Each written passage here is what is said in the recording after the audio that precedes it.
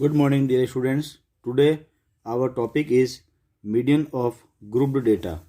यानी group data जो दिया हुआ है उसका मीडियन निकालना. मीडियन मीन्स मीडियन आपने 9th स्टैंडर्ड में पढ़ा है, but the meaning of the median is बीच वाला. सिंपल सा बोले बीच, जो बिल्कुल मिडल में हो और आधे इससे नीचे हो, half of the below that median and half is more than median. As you have studied in class 9th, the median is measure of central tendency which gives the value of the middlemost observation in the data. Recall that for finding the median of ungrouped data, we first arrange the data values of the observations in ascending order. Then if n is odd, the median is the n plus 1 by 2 observation, and if n is even, then the median will be the average of n by 2 and the n by 2 plus 1th observations. यानी median में अगर total observations देखते हैं तो median क्या होगा.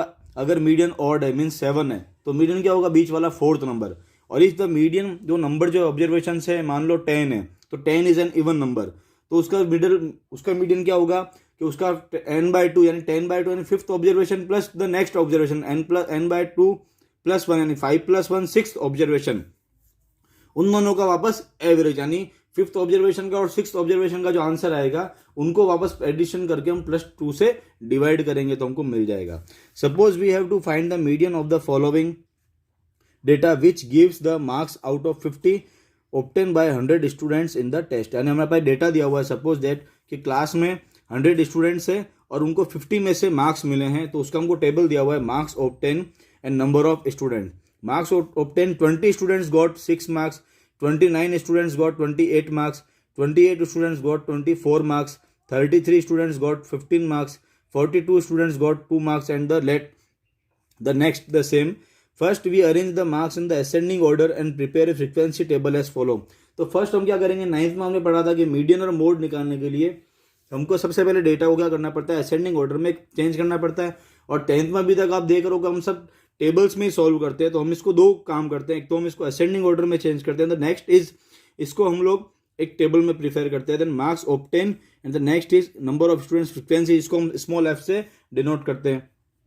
Now first क्या आ जाएगा, सबसे स्मॉल क्या है 20, देन 20 तो 6 ऐसे स्टूडेंट्स है, फ्रीक्वेंसी 6 हो गई. नाउ द नेक्स्ट इज 25, सो 25 का कितना होगा 20 स्टूडेंट्स. नेक्स्ट इज 28, देन 28 का कितना होगा 24 स्टूडेंट. इस तरीके से हमने इस टेबल को ऐसे कॉलम फॉर्म में बना दिया. और यहाँ टोटल जो हमको जिसको हम सिग्मा एफ से डिनोट करते हैं, सिग्मा एफ की वैल्यू हो गई 100, जिसको हम सिग्मा एफ से डिनोट करते हैं that is 100. Okay, the next is here n is 100, यानी टोटल जो ऑब्जर्वेशन है वो कितना आया 100. आपने जो भी सिग्मा एफ किया था प्लस इनका कितना आया था 100, तो टोटल ऑब्जर्वेशन आया 100 and the 100 is an even number, so the median will be the average of n/2 plus n/2 plus 1 next observation, यानी कि n/2 यानी 50 और n/2 plus 1 50 plus 1 51st observation. To find them observation proceed as follow. तो हम क्या करते हैं, इसको चेंज कर देते हैं. जैसे कि मार्क्स ऑब्टेन 20 अप टू 25 यानी 20 तक, तो स्टूडेंट्स को आप देखोगे ऐसे मार्क्स ऑब्टेन 20 तो 6 अप टू 25 यानी 25 तक, तो इन दोनों को क्या करेंगे हम प्लस करेंगे. यानी 25 तक कितने नंबर है, तो 25 से में नंबर काउंट करेंगे, जो 0 से 25 सब आ जाएंगे 24 तक. Then 6 plus 20 is 26. फिर हम बोले 28 तक, अप टू 28 बोलेंगे तीनों का प्लस हो जाएगा, 6 प्लस 20 प्लस 24. ठीक है ना. इसके लिए आप ये वाली टेबल समझो तो आपको एग्जैक्ट माइंड में आ जाएगा कि ये 3 टेबल कैसे बनेगी. तो तीसरा जो कॉलम है जिसमें हम प्लस कर करके लिखते हैं that is called cumulative frequency CF. इसको हम शॉर्ट में बोलते हैं CF. Meaning of CF is cumulative frequency. इसका मीनिंग क्या होता है, जैसे मार्क्स ऑब्टेन 20 ऐसे 6 स्टूडेंट है तो क्यूमुलेटिव फ्रीक्वेंसी भी 6 हुआ. Now the marks obtain 25, the number of students is 20, then cumulative frequency is, यानी इसका मतलब ये है कि अप टू 28 कितने नंबर 25 तक कितने नंबर आए, तो 6 प्लस 20 26 अप टू 28, तो 20 प्लस 20 यहाँ तक जो हमने प्लस किया 26 24 में 24 26 में 24 किया we got 50. Now the next is 29 marks obtain, तो 29 अप टू 29 यानी 0 से 29 तक, तो उसका आंसर क्या हुआ, marks number of students is 28 और इसको क्या करेंगे हम इसमें प्लस कर देंगे 50 प्लस 28 वी गॉट 78. यहाँ लिखा हुआ एडिशन, आप उसको ध्यान से समझोगे तो. यानी आपको सिंपल सी भाषा में बोलूँ उसका मीनिंग ये है कि मान लो किसी क्लास में 100 में से जैसे कि 6 स्टूडेंट को 20 नंबर आए थे, तो 20 तक नंबर आए थे, 20 तक।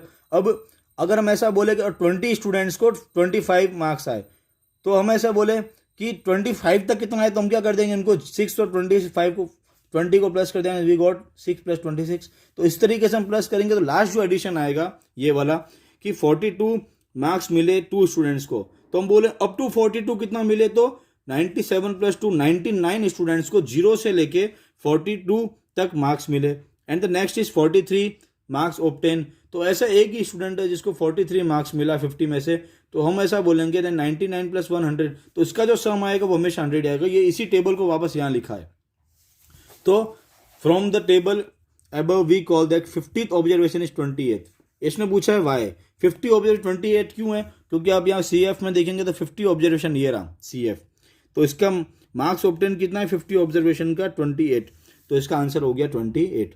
And the next is 51th observation, तो होता है नेक्स्ट, यानी मैंने आपको जस्ट बोला था कि 50 के बाद वाला 51, तो 50 में कितना था, यहाँ पर था, तो उसका नेक्स्ट कौन है 78, तो उसका मार्क्स ऑब्टेन कितना है उसको, तो 29, तो उसके ऑब्जर्वेशन कितना है 29। हमको CF नहीं यूज करना है, हमको उसकी जो मार्क्स ऑब्टेन यानी उसकी जो ऑब्जर्वेशन है वो यूज करनी है। तो मीडियन क्या हो जाएगा, उन दोनों का sum divide by 2, then 28 + 29.2, then we got 28.5। This is the median of the answer. Remark that the part of the 14.11, ये जो हमने टेबल अभी पढ़ी है 14.11, consulting column 1 and 3 is known as cumulative frequency table. The median marks 28.5 conveys the information that about 50% students obtain marks less than 28.5 and the another 50% students obtain more than 28.5। यानी इसका मतलब ये हुआ मीडियन का कि इसमें जो स्टूडेंट्स थे 100 स्टूडेंट्स थे उसमें से 50% स्टूडेंट्स को 28.5 से कम नंबर आए और 50% स्टूडेंट्स को यानी कि 50 स्टूडेंट्स को मोर देन 28.5 मार्क्स आए। Now let us see how to obtain the median of grouped data through the following situation. अब हम क्या नेक्स्ट वीडियोस में मैं आपको बताता हूं कि अगर ग्रुप्ड डेटा होगा तो उसको हम कैसे सॉल्व करेंगे। Okay, thank you.